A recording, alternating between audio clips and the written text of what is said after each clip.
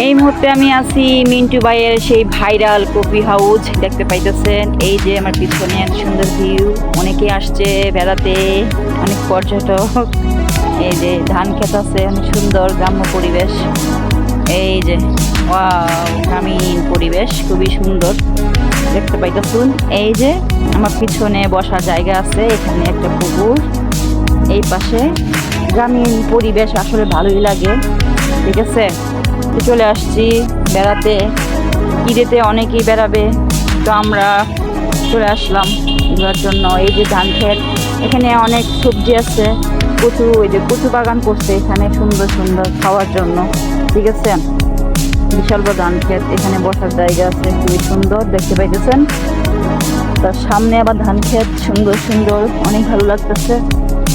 আর বিকালবেলা এখানে আসলে আসলে ভালোই লাগে, বিকালবেলা একটু হাঁটলে ভালো লাগে। ঠিক আছে, এই যে লতি গাছ, এই যে লতা ধরছে, লতা, ঠিক আছে, প্রচুর লতি, অনেক মজা। এই যে খুবই সুন্দর দেখতে পাইতেছি। ও এগুলা সব বিল, এগুলা সব বিল ধান। এখন তো ধানের সময়, বৈশাখ মাস, আর কিছুদিন পরে ধান কাটবে সবাই। ঠিক আছে, এই যে আমি পুরোটা দেখাই। এই যে রাস্তার পাশে এই জায়গাটা, অনেকেই তো চিনেন যে এই জায়গাটা ভাইরাল হয়েছে। ওই যে মিন্টু ভাইয়ের কফি হাউস কিন্তু ভাইরাল হয়েছে, জায়গাটা অনেক সুন্দর। কিছুদিন আগে কিন্তু সরিষার ক্ষেত ছিল, সরিষার ক্ষেতে ফুলটা একদম ঝকঝক করছে, জায়গাটা অনেক সুন্দর। এখন তো ধানের সময়। এই যে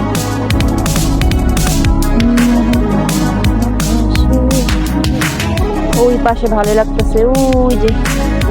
আর গ্রাম্য পরিবেশ আসলে ভালোই লাগে। ঠিক আছে, গ্রামীণ পরিবেশ ভালো লাগে, নাই কোনো যানজট, একদম। শহরে তো যানজট, শব্দ।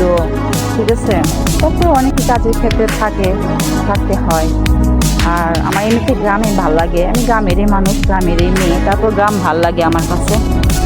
ঠিক আছে, এই যে ধান, অনেক ধান, আর কিছুদিন পরে ধান লাগবে, বৈশাখ মাসের ধান, উৎসাহ লাগবে, একদম পাকবে। এখন কিছু কিছু পাইকাই গেছে ধান, এই যে।